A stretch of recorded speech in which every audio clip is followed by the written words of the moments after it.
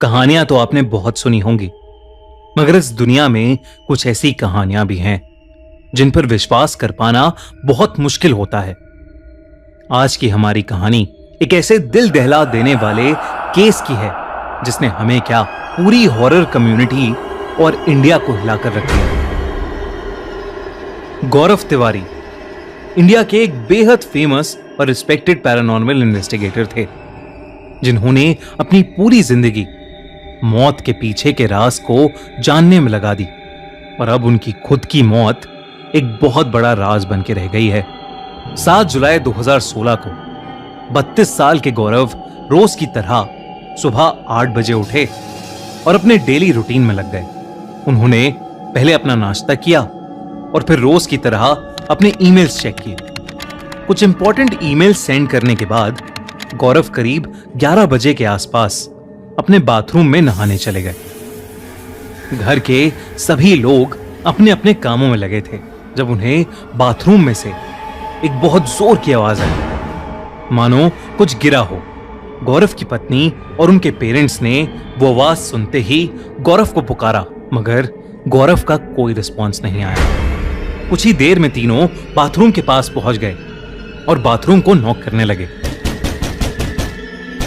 मगर तब भी गौरव ने किसी भी बात का कोई रिस्पॉन्स नहीं दिया। गौरव के घर वाले बुरी तरह परेशान हो गए और वो जोर जोर से दरवाजा पीटने लगे।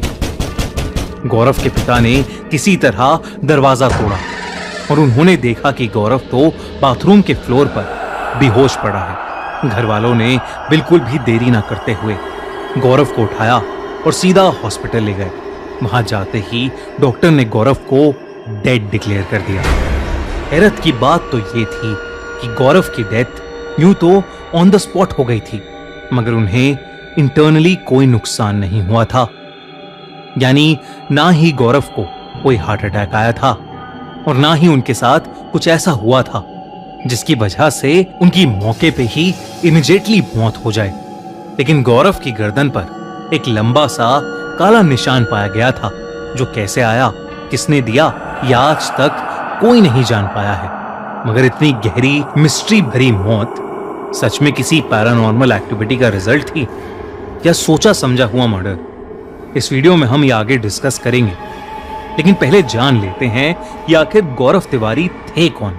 दोस्तों, क्या आपने कभी रियल लाइफ में कोई चीट कोड देखा है, वो भी पैसे के मामले में? आओ देखते हैं। यहाँ पर एक छोटी सी अमाउंट लो, जो मिस हो जाए तो फर्क भी ना पड़े। एक शॉर्ट वीडियो खोलो और उसमें दिए गए 3 सिंपल स्टेप्स फॉलो करो और सिर्फ 20 मिनट्स के अंदर 3 गुना से भी ज्यादा रिटर्न पाओ। अब इसे सेव करके रख लो गिफ्ट के लिए। ये स्ट्रेटेजी फॉलो करना तो एकदम चीट कोड जैसा ही है। हमने अपनी प्लेलिस्ट में इसे सेव कर दिया है ताकि ये आप भी देख सको। कार्ड पर क्लिक करो या फिर स्ट्रेटेजी नाम की प्लेलिस्ट खोल लो और पहला वीडियो देख लो। पिन कमेंट और डिस्क्रिप्शन में भी लिंक मिल जाएगा। शायद ये वीडियो सिर्फ थोड़ी देर के लिए ही रहे, तो जल्दी देख लो। फिर हम वापस कंटिन्यू करते हैं।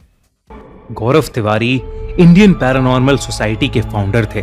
वो 1986 में पटना में पैदा हुए थे। 21 साल की एज में वो अमेरिका अपनी हायर स्टडीज के लिए चले गए थे।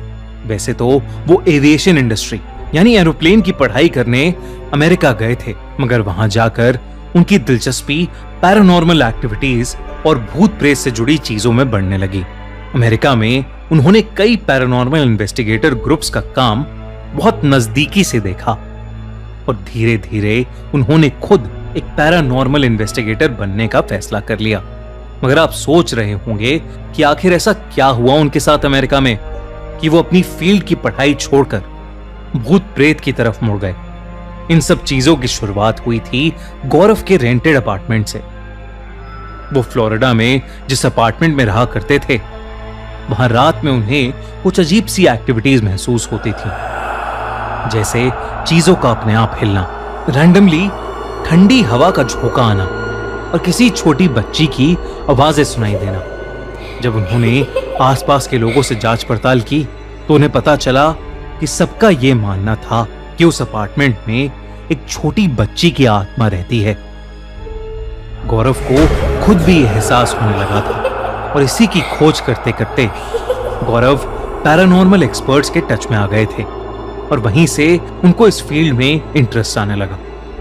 वो जानते थे कि इस काम को करियर बनाने से वो बहुत ज्यादा पैसे तो नहीं कमा पाएंगे, मगर उनकी क्यूरियोसिटी अब इतनी बढ़ गई थी कि उन्होंने यही फील्ड चुन ली और पैरानॉर्मल एक्टिविटीज से रिलेटेड अलग अलग केसेस सॉल्व करके वो लोगों की मदद करने लगे। गौरव ने अपने पूरे करियर के दौरान 6000 से भी ज्यादा हॉन्टेड कहे जाने वाले घरों को इन्वेस्टिगेट किया था। यही नहीं, इंडिया की बेहद फेमस हॉन्टेड साइट्स जैसे Bhangarh fort, Kuldhara village, Mukesh mills और न जाने कितनी और साइट्स उन जगहों में से हैं जहां गौरव ने जाकर अपनी इन्वेस्टिगेशन की थी। जब गौरव ने इंडियन पैरानॉर्मल सोसाइटी बनाई थी तब उनका सबसे बड़ा मोटिव था इंडिया में एक ऐसी हेल्पलाइन सेटअप करना जो कि सिर्फ पैरानॉर्मल एक्टिविटीज एक्सपीरियंस कर रहे लोगों की हेल्प करेगी। गौरव की हर इन्वेस्टिगेशन का बेसिस साइंस हुआ करती थी। वो जो भी ढूंढ कर निकालते उसके पीछे का साइंटिफिक रीजन जरूर ढूंढते। वो अपनी रिकॉर्डेड रीडिंग्स को आधार रख के ही किसी कंक्लूजन पर आया करते थे। गौरव काफी फियरलेस इंसान थे। आपने कुछ इंडियन हॉरर शोज जैसे फियर फाइल्स और भूत आया के बारे में तो सुना ही होगा। इन शोज की कुछ कुछ कहानियां गौरव के केसेस पर ही बनाई गई थीं। और तो और गौरव खुद भी इन शोज के इंट्रोडक्शन और एंड में नजर आए थे। उनका करियर जोरों शोरों पर था जब गौरव को एक और इन्वेस्टिगेशन का केस मिला। ये वही केस था जिसे वो कभी कंप्लीट नहीं कर पाए और जिसके दौरान गौरव की मिस्टीरियस मौत हो गई। गौरव एक जगह की इन्वेस्टिगेशन कर रहे थे जहां उनकी रीडिंग्स के अनुसार 12 आत्माओं का साया था। 7 जुलाई के कुछ हफ्ते पहले से गौरव ने अपनी पत्नी को कहना शुरू कर दिया था कि एक नेगेटिव फोर्स थी जो उनका पीछा कर रही थी और उन्हें बार बार अपनी दुनिया में खींच रही थी। पुलिस ने जो रिपोर्ट दर्ज की उसमें उन्होंने इस केस को सुसाइड का नाम दिया, मगर सोशल मीडिया पर हर जगह गौरव की मौत को पैरानॉर्मल एक्टिविटीज का रिजल्ट बताया गया। गौरव की मौत के इतने साल बाद भी ऐसा कोई वैलिड रीजन नहीं निकल पाया है जिससे गौरव की डेथ जस्टिफाई हो सके।